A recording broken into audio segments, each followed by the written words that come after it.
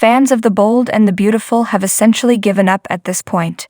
They are groaning in frustration, rolling their eyes, and assuming that nothing will be able to stop Sheila if attempted murder charges, a jailbreak, and common sense haven't worked.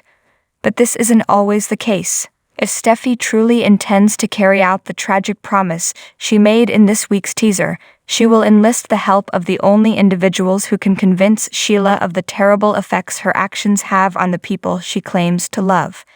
Instead of an intervention, an intervention would be the outcome. And who were the honorees?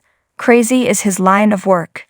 James Warwick, the therapist she once chained to a wall and with whom she somehow ended up having a kid, would be the first to contest Sheila's claim that she has some right to wreak the same kind of havoc on Finn and Hayes' life as she has on everyone else with whom she is fascinated. Although Sheila was able to use James' knowledge of his painkiller addiction to blackmail him the last time they met, back in 2017, James would be prepared to admit his problem this time and expose Sheila for the merciless lunatic she is. He wouldn't be alone either.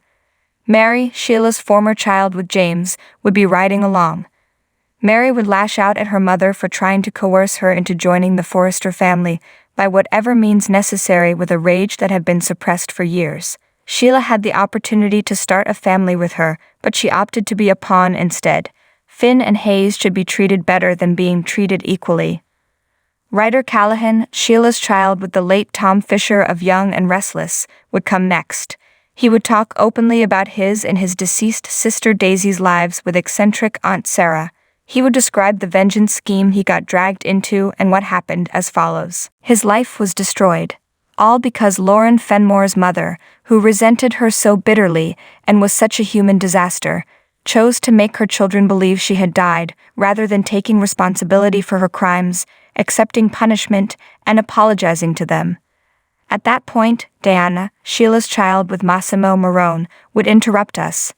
Diana would say that she wished their mother had told her she was dead because her brand of TLC had so terribly damaged her mind that she was unable to even begin or sustain a good relationship. Sheila is and has always been pure evil, so what kind of role model could she have been? Sheila would dare say, that isn't true.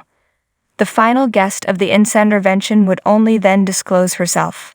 Young and Restless song, The Past Never Forgets, then Lauren Fenmore would show up to let Sheila know that nothing had changed.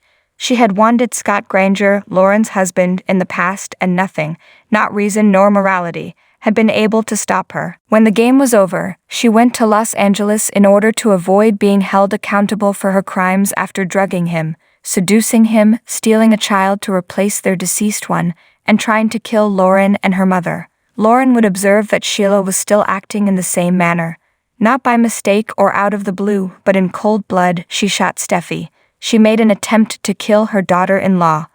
What did she do after being caught? She faked her death once more and did everything in her power to avoid being punished for being a murderous psychopath. Lauren would say, "Face it, Sheila. You want to have your cake, poison it, and force everyone else to eat it.